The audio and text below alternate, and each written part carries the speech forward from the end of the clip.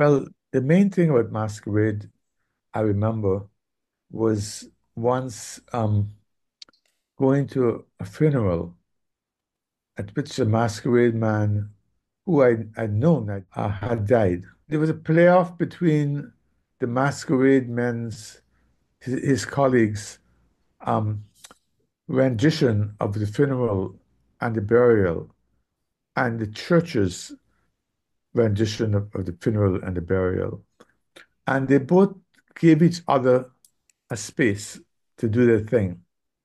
But the most intriguing part was that when we got to the actual burying ground in Le Pontier Cemetery, the masquerade men put the coffin on their shoulders and they they juggled it all the way to the grave.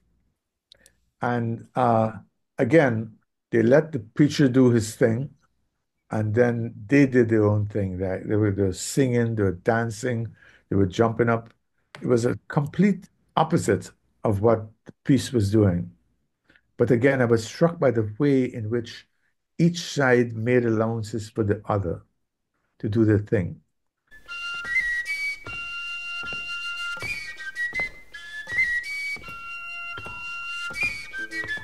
It seems that a lot of the kind of the sort of template, if you like, of Masquerade was laid down really quite early at the beginning of the transatlantic trade in enslaved people.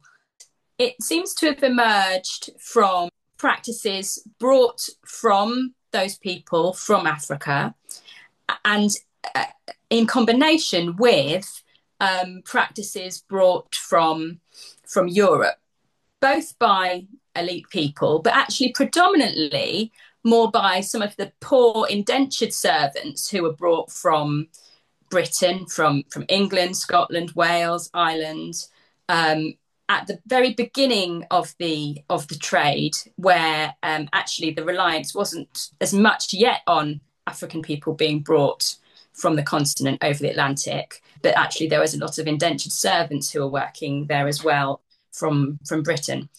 Masquerade is a very ancient performance tradition in Africa, when we can still see this in West Africa and into Central Africa as well.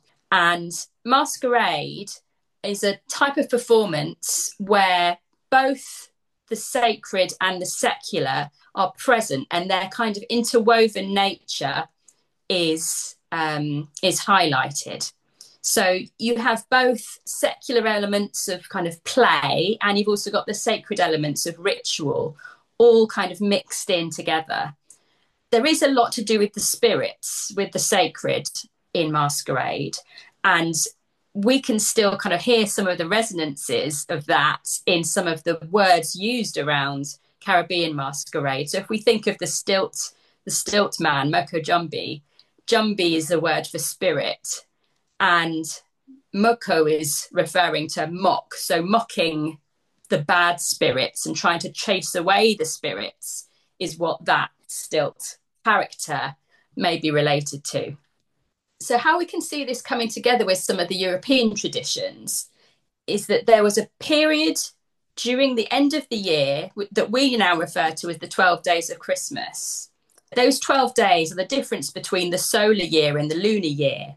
And in European traditions, that was seen as a kind of gateway into the spirit world, if you like, at that point. And we still experience this today often, that there's a kind of hiatus in life between Christmas and New Year. And that's actually a very ancient concept, that we're kind of slightly out of life and then we re-enter it again after the 12 days of Christmas. And that was conceived as a period where there was kind of visits from the ancestral world. And so what happened in the Caribbean was that idea came together with the spirit communication of masquerade in West African traditions and Central African traditions as well. So that Christmas period became a time when both European ideas about ancestors and spirits and African ideas were allowed to kind of intermingle. And during the period of enslavement, when enslaved people were given a day off at Christmas, that was a time when the revelry allowed those traditions to really intermingle and become what we call creolized. So the different traditions would cross over with each other. And so that's why in some parts of the Caribbean, we have these masquerade traditions at Christmas time. Guyana is one of those, but there are others like in St. Kitts and Nevis, I believe, in Montserrat, and the Bahamas have traditions at that time of year. But places that have more of a Catholic heritage often had those kinds of traditions more at the pre-Lenten period that we associate with Carnival. Places like Trinidad and Guadeloupe and Martinique and Dominica, we do get these traditions emerging at different points. And then more recently, some places in the Caribbean have chosen to celebrate these masquerade traditions for emancipation in August. And other places also celebrate masquerade traditions around the sugarcane harvest. So in Barbados, you have crop over, so these were all sorts of times when there was a period of revelry that allowed these traditions to mix together. And it does seem like the template for that intermixing happened quite early on in the transatlantic trade.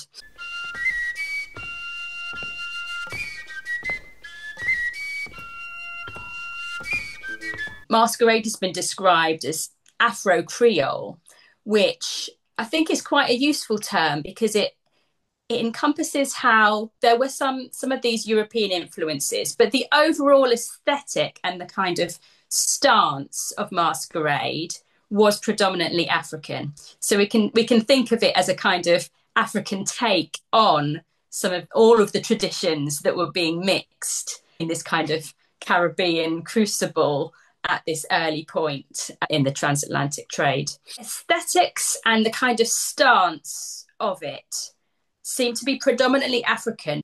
And so you get this kind of African aesthetics that absorbs and reinterprets some of these European performance traditions. And some of the European things I'm referring to are things like there's a practice called mumming, and it's very ancient tradition. And people used to go round to each other's houses in groups, and they would have certain chants that they would do. They would dance, and they wouldn't go away until you gave them some money.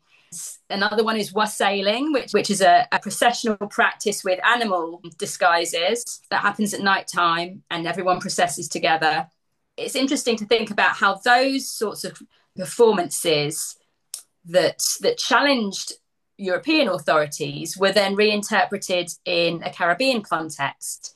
They brought their own sensibility, their own context, their own aesthetics to those performances and added in their own step, their own flavour. And that's where we get this kind of Afro-Creole performance practice that has all of these different elements wound together in it.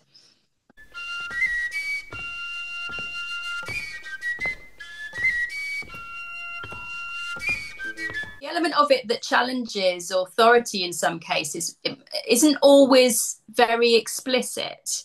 Often these practices were being performed in contexts where it would be dangerous to be too explicit about that. Carnival obviously is a time when hierarchies are turned on their heads and reversed. So there is more license to do that than during normal time. However, the practitioners still have to be careful what they're doing. So often there's this kind of slight cloaking of the subversive element of the performance.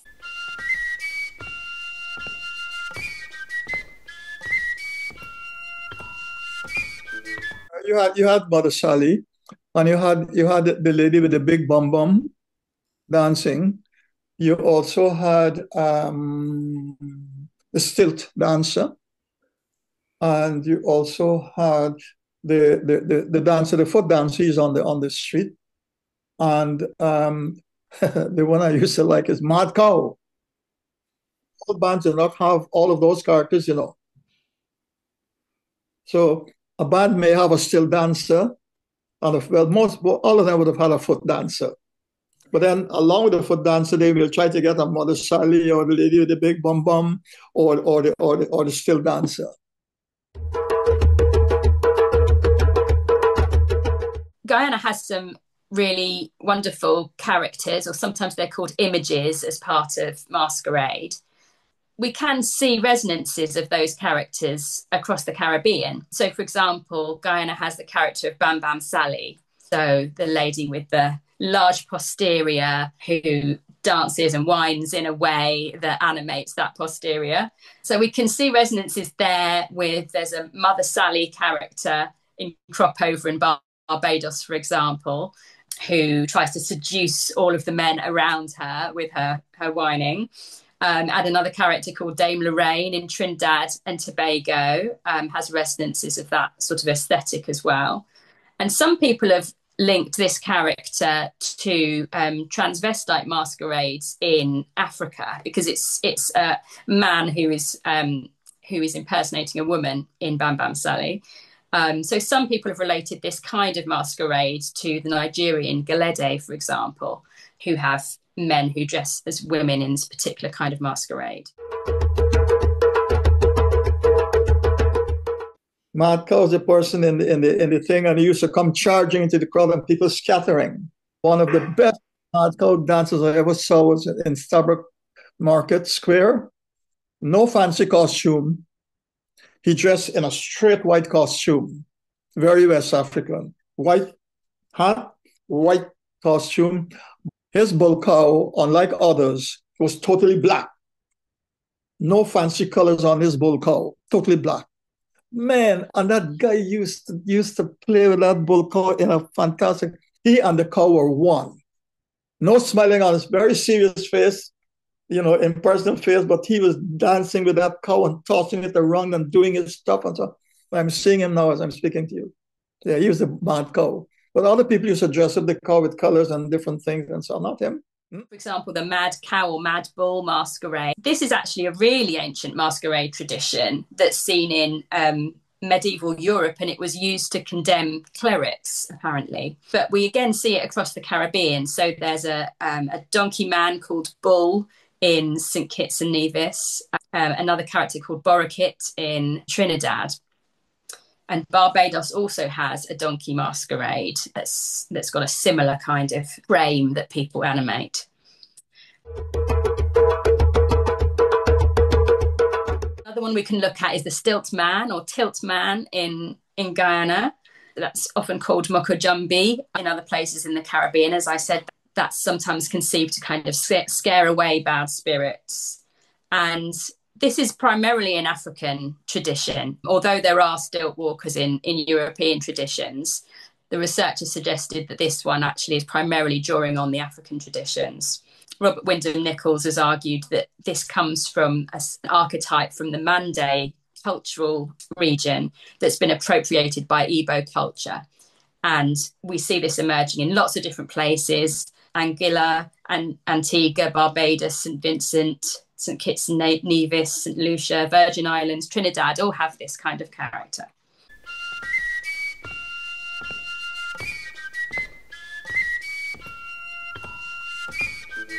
Yeah, he actually used to play the side drum for Joro. Joro played the snare drum, and he would play the side drum for Joro. Yeah. I have no idea how they practiced or where they practiced. I have no idea about that. He would have been in one of their yards in Old Boyston or Charleston or in Kitty. It would have been in a yard, because these are working class people.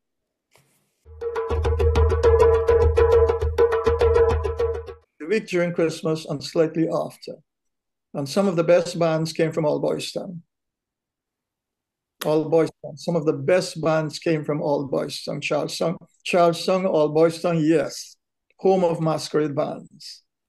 And you also had a few bands that came from Kitty.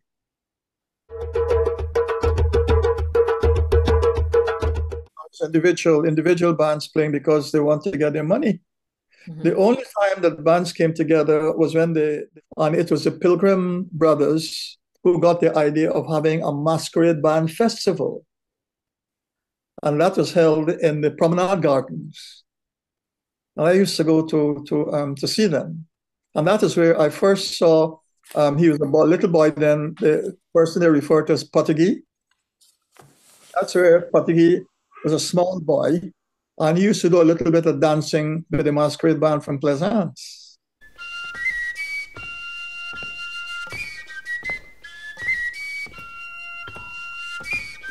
My father actually used to make costumes for Masquerade Bands.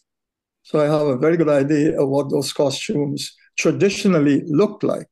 Because today, the masqueraders, they do all kinds of things. They do their own individual things. I think there's something I feel a little sad about that, because it means that traditional costume is no longer used. And that is the costume of all the masquerade bands, that they use variations of it. But the basic structure of the costume remained the same. The colors varied, but the basic costumes remained the same. They all had a skirt, like the Scotsman's kilt, that was white. And they wore this like a 3/4 long pants in white, under the skirt. The skirt actually was cut with saw-toothed tails, saw-toothed like the skirt. At the end of each one, they would have a little bell Mm-hmm. So that covered them. And then they usually used to wear a white t-shirt. And over the t-shirt, they would have this kind of a breastplate and back. You threw it over your head, it's both front and back. And that was highly decorated, because they used to buy the decorations, little baubles from Fogarty's. Fogarty's used to specialize in selling little glass beads and little things like that, and sequins. Those sequins and glass beads would then form whatever pattern you like on the front and the back. That was individual. And in the skirt with the tails, also you can put in your own patterns, but it's always a skirt with tails with the little bells at the bottom of them. The dancers also they would wear socks, and they would also wear what we call yachting shoes or canvas shoes. Some of them danced barefoot, but some of them also put on socks and canvas shoes. So there are all kinds of appropriations, but basically the spirit of the thing is African, basically. The skirt with the little tails and the bells behind them actually is trying to parallel the costumes worn by some dancers and also by priests and by chiefs, which is a leopard skin. So the feet from the leopard skin would be around, and as they dance, they move. So that's where that came from. Most of those breastplates and so on used to carry the hearts and diamonds design.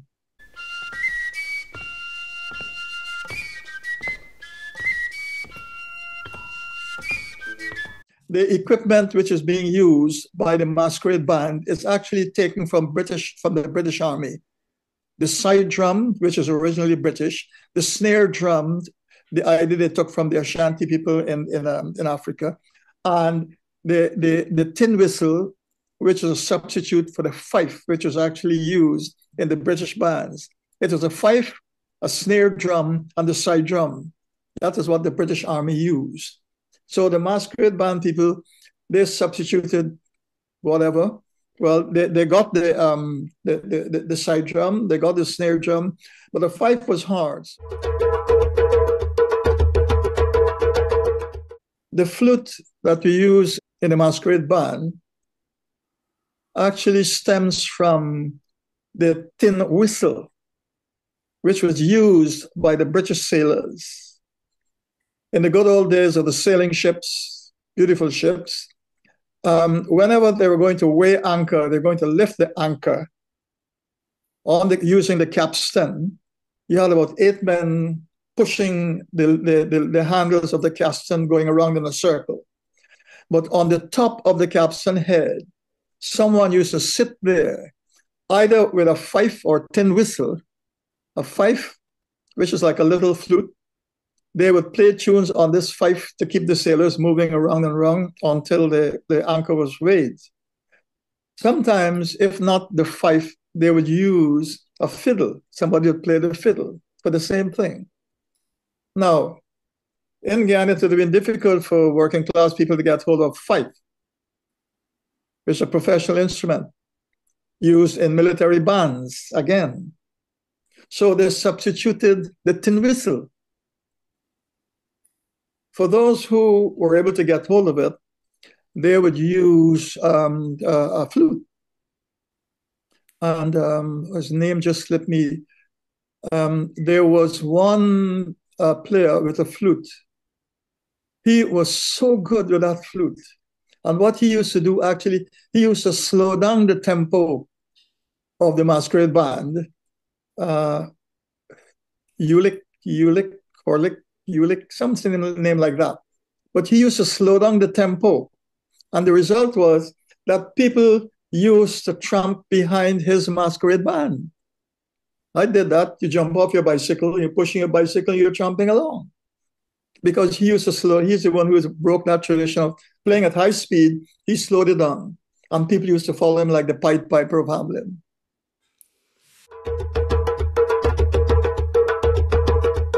My father used to accompany a drummer, and he's a professional drummer named Joe Rowe. And Joe Rowe used to play the snare drum. So Joe Rowe played the snare drum, and my father played the side drum. The side drum comes from the British Army. And the boys were the drummer boys. The boys used to play the side drum. When the British were doing their business in North Africa, the Arab cavalry used to ride into battle. And on the camel or the horse, they would have two drums balanced on either side of the creature. But the drums were made out of kettles. They used their kettles, stretch a skin over it, and they made those drums. So the British loved the sound of it. So they borrowed the idea, and they produced the drums that you see in the horse guard parades. And those are really based on the Arab kettle drums. The West Africans had a drum, and they used to stretch strings across the skin of the drum, so that when you hit that drum, it used to give you a rattling sound. It's a very sharp sound, and it really excites your senses, that snare drum, because of that rattling thing. So the British who fought the Ashantis, and the Ashanti warriors used that. So the British also appropriated that idea, and they created the snare drum for the army. So that's where that comes from.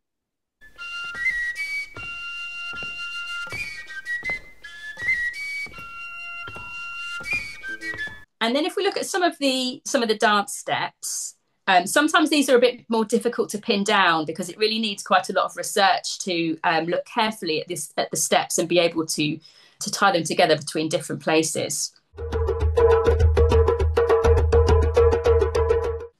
But one that jumps out at me that I've learned in Caribbean dance classes is the heel and toe step, which researchers have linked to Congo dance, Congolese traditions.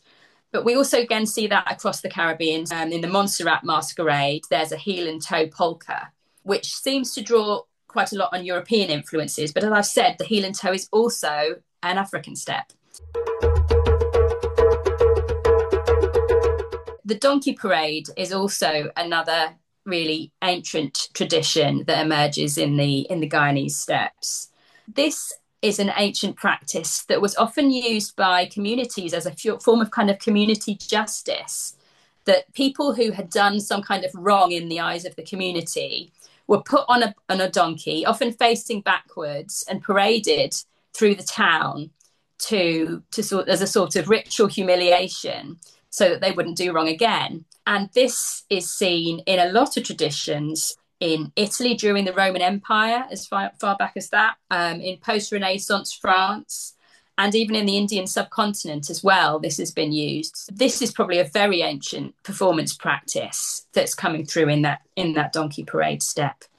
And a lot of the other steps that I see in Guyanese masquerade, I know that I've learned in Caribbean dance classes, and it needs more research to really pin down where these steps come from. And this is the challenge of dance research itself, is trying to trace things that often weren't written and are passed down through embodied practice from one person to another. I do think there's a lot of scope for research to be done in this area to find out more about where those steps come from.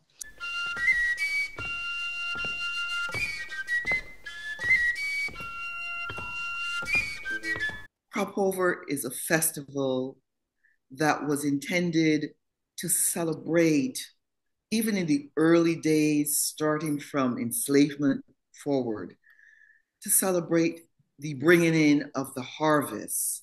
Let's have our characters that we know came from Africa, Mother Sally, the symbol of fertilization, and the straw man, Shaggy.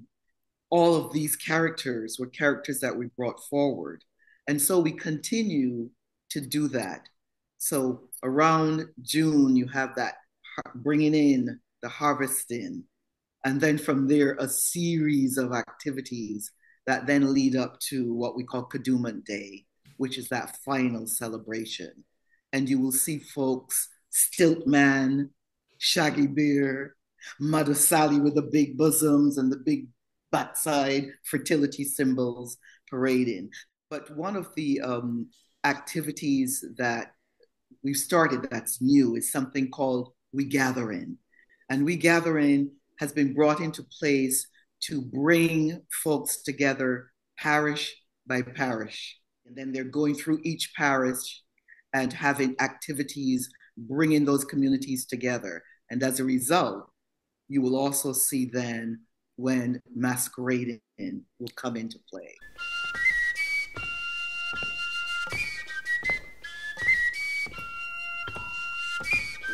Yeah, I mean, this is always the question with, the ongoing battle between tradition and innovation. And we often get this particularly in practices that perhaps move away from their place of origin. So if we think about Masquerade, one of the key places of origin clearly was Africa, perhaps particularly West Africa and Central Africa. And it moves away from there. And then, of course, if it's in a different place, it will be responding to its context. It will be responding to a new set of people, a new set of relationships and encounters. It might be a new climate. It might be new types of work that people are doing. So in that context, it will change. But if people are wanting to perform it for a heritage purpose, then there is also an impulse to try and keep it close to the tradition. And, we can envisage that in the new world, people were very keen to try to maintain a link with African practices as a way of maintaining their identity in this very kind of brutal environment. So that then gets replicated, further down the line when conditions change. Guyana enters, more modern phase of its existence, and again the practices keep changing. I think what's important is that we are informed about the history of it, so that we know where it's coming from. But if we're really rooted in that history, there's always the possibility of innovation, because a practice is only alive if it's being created anew all the time by its practitioners. So as long as those practitioners are aware of the heritage, I don't see there's any problem in innovating and developing it, because that's actually the essence of performance, is that you're passing something on. It's entering a new body, and that new body is interpreting it afresh for the context that they're in.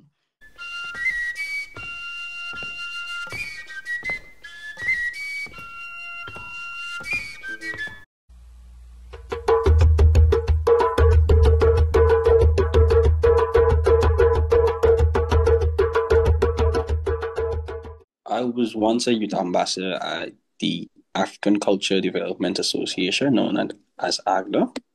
So my introduction to Masquerade was through them, through how they would talk about it, history, photos, and just having costumes there. So they created one of the costumes, And that was my first start of masquerading. And they taught us about the history of our costumes and why it was said that way, why it looked like the royal guards from the British royal guards, a few of the royal guards, and so they were actually making, fun of the royals. So I didn't know that was a thing until I learned it. A few years back, I taught myself how to walk on stilt. I didn't even know it was possible until I taught myself. I made the sticks. It was about, I think, was 3 feet high, but it can go get higher. So as I learn, I put it higher until. So right now, I need to make it back because I put it down and I would and say, okay, it's me or no. Then I did the mad cow. I did mad cow one year from March with the Victoria group, and I enjoyed it. I came out this stilt and I enjoyed mad cow, and I made somebody cry, which a little child cry, which is part of it. You need to traumatize them, talk about it. People remember going to the crib and when the mad cow come in, you crazy, like what the hell you gonna boot me, and the guy flick it around. So that's my introduction to masquerade. I didn't really had a band. I would say I was a masquerade nomad. And every single year I would go back to create just a masquerade, not particular a Guyanese masquerade, because I would go back to the original stuff and I would make something. I think it's 2020 or 2021. We had done a photo shoot on the sea walls and I was in a bush, literally a masquerade bush. And people didn't see my photos until I stand up. And that's how my role in masquerade. I want to know what it is, and I explored. I just wanted to grow, man. It's this is a dying culture. It's already died. It's already died because when people see the masqueraders on the road, and the dress and the dance, and they just focus on collecting the money. I don't blame them. Times are different, and the love of it must be from the love of the people who love it. Only way to bring it back is bring it back. That become part of the culture again, part of the Guyanese experience.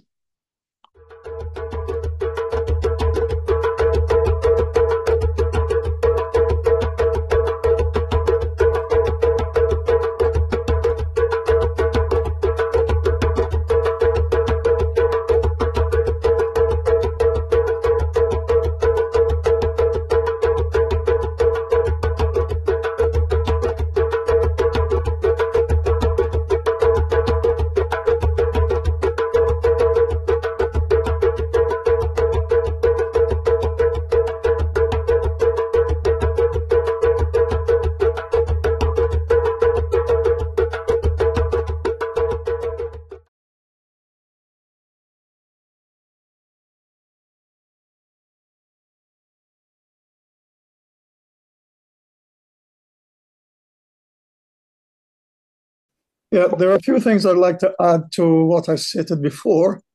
One of them, the side drum, the music you were playing at the beginning was just nowhere. It was just madness. It had no form because the side drum had a very specific rhythm, which went.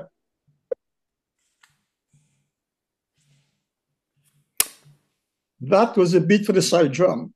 And while that was giving that beat, then the snare drum would go. I'm not hearing because of I think Zoom has a thing where they don't allow you to do. That was a traditional Guyanese beat. The reason for that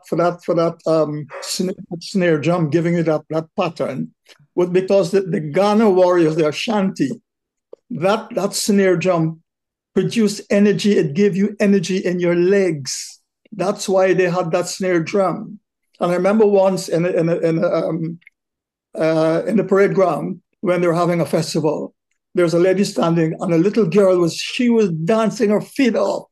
And the woman was trying to keep her quiet. And I said to her, Madam, if this little girl were in Africa, she would have been part of the dancing troupe. She was reacting to the foot movements. That's one. The next thing, Bam Bam Sally really was, the statue picture of the Sand people in South Africa. That's a physical condition. And there was one woman, Hartman, in the 18th, 19th century, was taken all around Africa. And the reason why you had the bustle for the European women with that long, that was because they were trying to approximate a Hartman, the statue pigeon Hartman. So they wanted to give themselves that appearance. That's why they had that kind of bustle dress. The hat for the Guyanese was based upon the hat that the governor used to wear. The governor used to wear that kind of hat. And so they created a kind of hat to look like the governor's hat. The reason why they chose a white pantaloon and the white socks was because they were aping 19th century European dress. The three-quarter knee thing, 19th century. One fascinating thing I noticed during Carry Fest in Guyana was that one of the bands from the West Indies, Antigua or Montserrat or one of them, actually several of them, the band also had a man with a whip.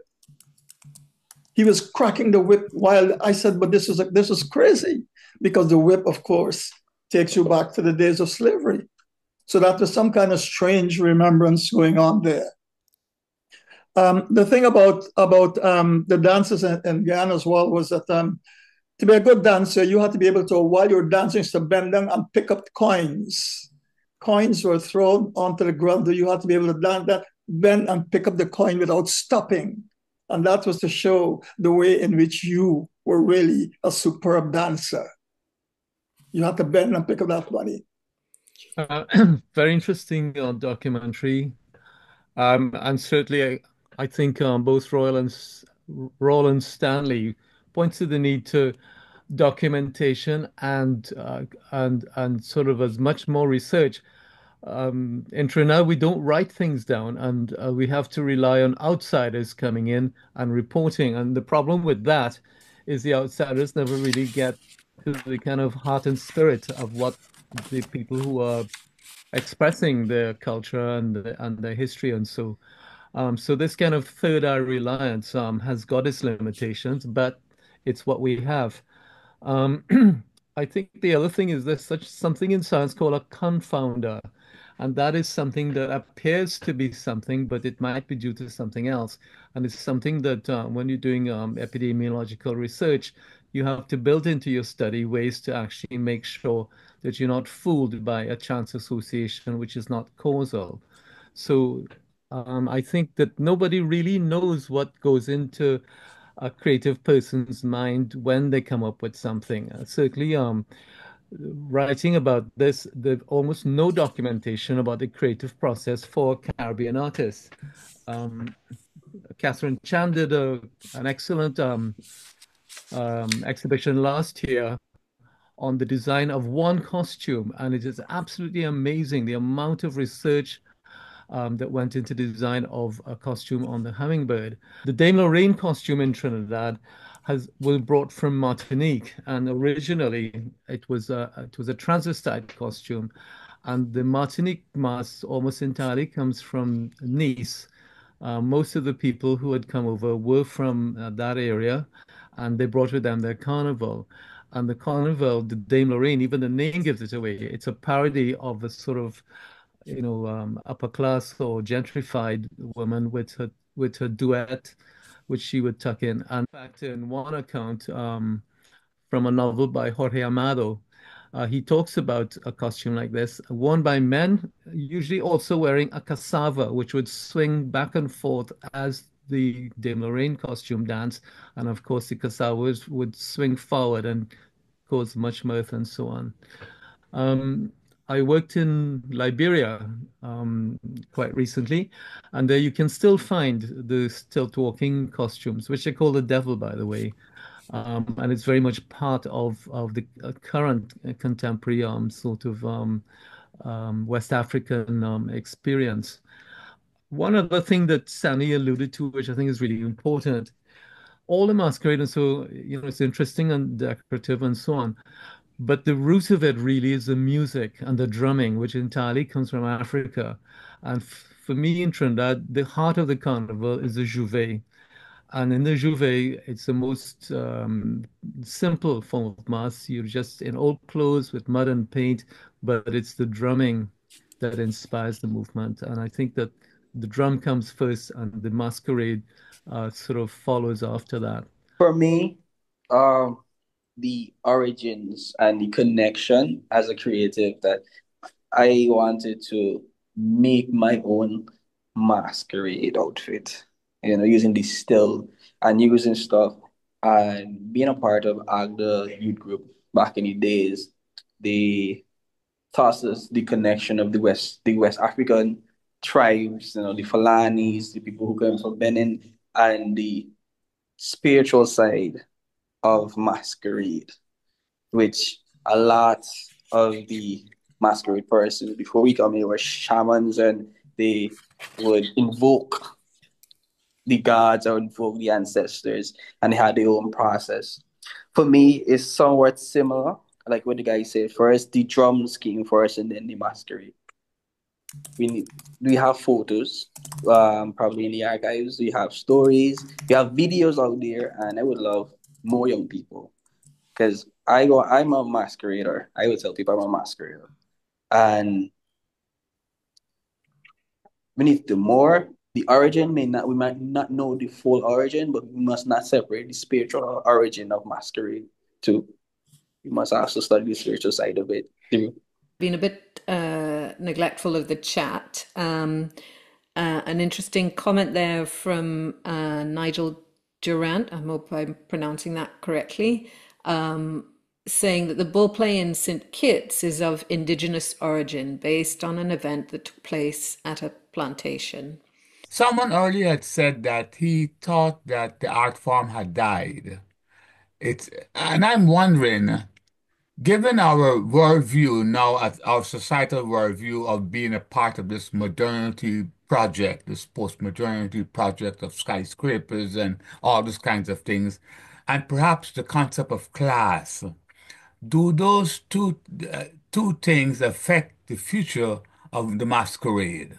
Um, to what extent does the new worldview that we have in the Caribbean of being a part of this postmodern world, this modernity project of skyscrapers and those kinds of things, along with a new concept of class, because masquerade came out of a unique historical experience. Do these issues, the postmodern world, the new world order, and Mhm. class affect the future of the masquerade? Well, I think that the whole thing about class is that the masquerade came from the working class people. I don't know at the present time whether there's very strict class divisions exist between the working class and the middle class and the upper middle class. So as far as the living in the modern world, I know it's a question of holding on to traditions and making sure that those traditions are not overtly influenced by modernism. You cannot escape influences. But I'm hoping, because the word tradition itself says that you're on a certain level and you try to maintain that level, even though it becomes a slight curve, you try to maintain that level of traditionalism. So I am not aware of the extent to which postmodern values would affect the masquerade, the actual performance of masquerade bands. Yes, so it's a question of that. The class question is a very interesting one, because you don't get middle class people who are dancing the masquerades. No. And I don't think you'll ever get that, because it is still regarded as something coming from the people, they say below, forgetting that the people below form the foundations of the society. Those are the foundations of society. Okay, thank you for that, Stan. Robert, did you want to weigh in briefly? Yes. First, I'd like to preface by saying I can only speak with confidence on the Trinidad experience. Yes, this is a topic that I think about all the time, because in Trinidad, you hear people saying, oh, the carnival is dead, it's not as good as blah, blah, blah, blah, blah, blah, blah. But even those people who lament these things don't realize what they're talking about. So basically in Trinidad, the story is this. Um, the French islands brought the carnival from the place they came from, and they bring the Nice carnival to the French islands, and it ties in with the plantation life, particularly the can brulee. The can brulee started when they would burn the trash after Christmas, Christmas midnight. They would burn the canes, and they would have all these parties and celebrations and so on. And this evolved after time. With the suppression of the slave class and the suppression of drumming in Trinidad, because they felt that the drums sent messages which caused people to collectively unite and rebel in Haiti and other places. In Trinidad, we banned the drums. And so, like many things in suppressed things, they used the cover of the masquerade to put the drumming, and so that's how they got around it. They couldn't actually use drums, so they used bamboo lengths called tambu bamboo, and this tambu bamboo evolved eventually to the steel pan. Now in Trinidad, the carnival was always celebrating on two levels. The kind of upper class level, which was mainly private parties and balls, and later on, when they came out into the street, they came on trucks. They did not mix with the lower classes. The lower classes, or the working classes, I should say, to be PC, was dominated by street people, including prostitutes and hustlers and people who lived on the street. And their early mass was quite aggressive and transgressive. There's stories of the Jamet Mass, led by strong-willed women um, who would fight. And so this thing about the working class, street mass, which was obscene and so on, and then the upper class private parties, and then coming out on vehicles, and so is an element of Trinidad mass. It's the elites and the working class. By the way, that's why in Trinidad we call it mass, because it comes from the French masquerade. Other places call it carnival, but we keep the French things. A lot of the Trinidad carnival has obvious French roots. So here we have the prostitute or jamet playing an obscene mass on the streets downtown with the drums and so on, and the upper classes in their kind of more genteel with sort of hired bands and so. And if they did go out, they go out on trucks, so they would not be molested by street people. And it was this kind of struggle. Then the war came, and the working class got money for the first time. An estate worker's monthly salary was $6 a month. The Americans offered $10 a week for unskilled labor. For the first time, working class people had money. Secondly, 200,000 American servicemen entered an island with a population of 500,000. This really is why Trinidad's so different, because Trinidadians saw white people behaving as badly as anybody else. Before the war, working class people, especially in rural areas, hardly saw white people unless they went into towns. And they realized that they're just as worthless as anybody else. Furthermore, the Trinidadian women had to reinvent themselves because of racism against blackness. And so the Trinidad girls became, well, my grandmother have a bit of Portuguese in them, or my grandmother was a Scottish. And so the women became enshrined in the calypso and other sort of forms of things. What has happened since I think the 80s, when Trinidad became extremely wealthy, is that the Caribbean diaspora began to grow.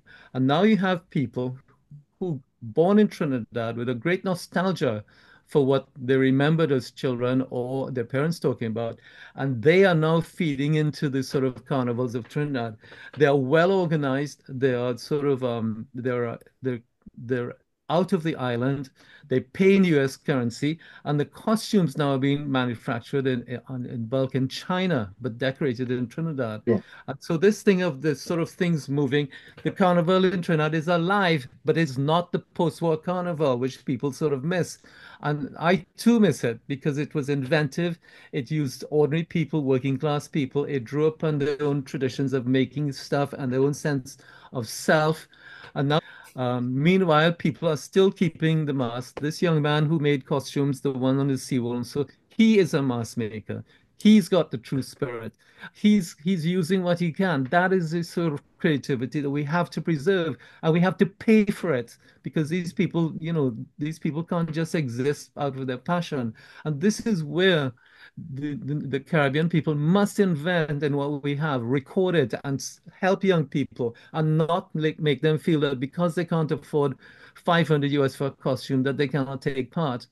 There hasn't been much research done into Guyanese masquerade, and so in the small contribution that I made, I was drawing on research done across the Caribbean and thinking how that might apply in the Guyanese context. But we really do need specific research on Guyanese masquerade, and I would say that research needs to engage with the local knowledge and with what local people want from Guyanese masquerade, how they envisage it going forward. And I think for that reason, the research really needs to engage with young local artists like Joshua. Thank you for this time and this space. I've kind of subscribed to your YouTube channel. So I am based in Wales in the UK, but I am Trinidadian, and I'm a researcher into Carnival. And I'm just kind of following on from what Brian said, from what Claire said as well, and trying to pose a small sort of response to that question about masquerade and whether it can survive and class and that kind of thing. This is sort of like a little antidote, I suppose. So I'm in the UK and I'm literally in the process, in conversation with a group of people, one from St. Vincent, the other from Dominica, who are diaspora people in the Caribbean, saying, can we get together and make a mass in July? There's nothing happening that warrants it, except this need to kind of reconnect. And we're very much interested in the idea of the masquerade feeling. So we're not talking about beads and bikinis, we're talking about the traditional form. And we're coming from very different islands, but at the same time, what connects us is the traditional forms. These forms that you're describing, that you're engaging, these are the things that where we share a language. And ritual and spirituality is definitely the root of it. Well, thank you very much. I think the first thing we want to say is congratulations to you, Isabel, for doing this part one of what I hope would be an ongoing series of conversations on this topic. Because as we speak, there are groups of young people in Guyana, and groups of people in Guyana who are working on getting the Guyana Masquerade Association on its feet.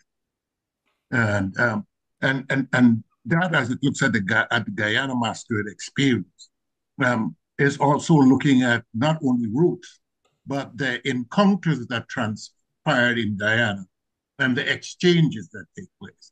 And the focus on what is happening in Essequibo in Guyana, and what we would call the East Indian presence in Guyanese masquerade. If there is an area that is ripe for study, it is about that long engaged about East Indian presence in masquerade. We speak about the origins of the mad cow.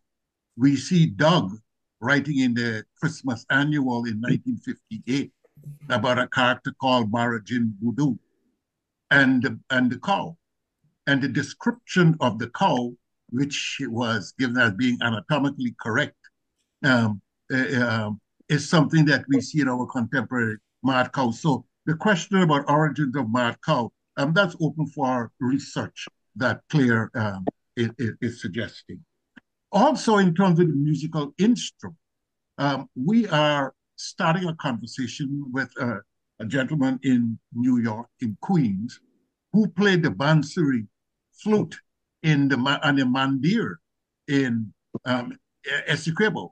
And then, at other times he played the same bansuri flute in the Masquerade Band. So there is this musical repertoire, musical instrument. So yes, there's a lot of research to be done. In terms of some of the research that has been done on Guyanese masks, there's a relationship that Guyana has had with UNESCO on this very small participation grants. And one of the things I think we should note is the 2012 DVD produced by Linda Griffith of Guyana's National School of Dance.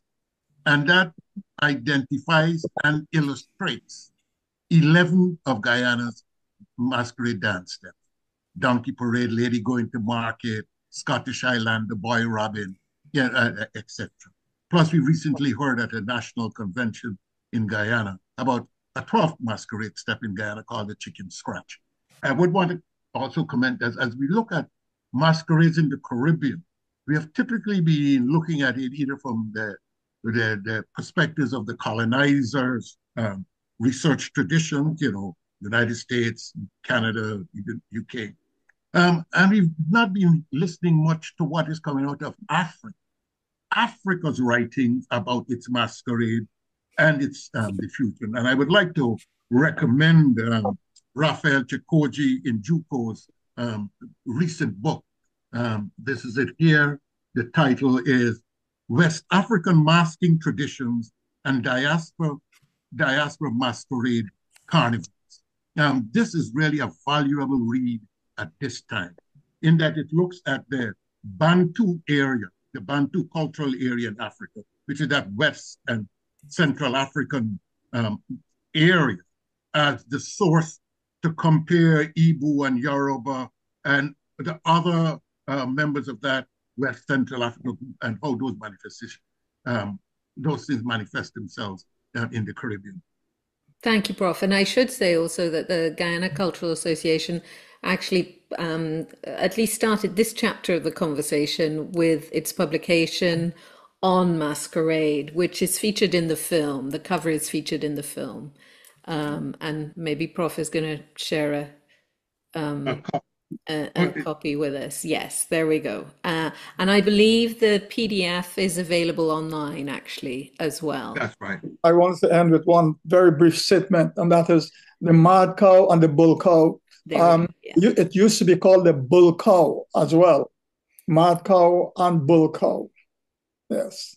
But for me, the image of that particular Fulani man from Agricola, dressed all in white and dancing with a totally black cow, it was amazing. That, to my mind, was a first-rate performance. More than a performance, actually. It's seen almost as a ritualistic. Yes. As with all of these sessions, we now have sort of fertile territory to explore in subsequent sessions. So look forward to seeing you all again. Thanks for your time. Thanks for joining. Thank you to the interviewees. And thank you to everyone who took part and made comments here.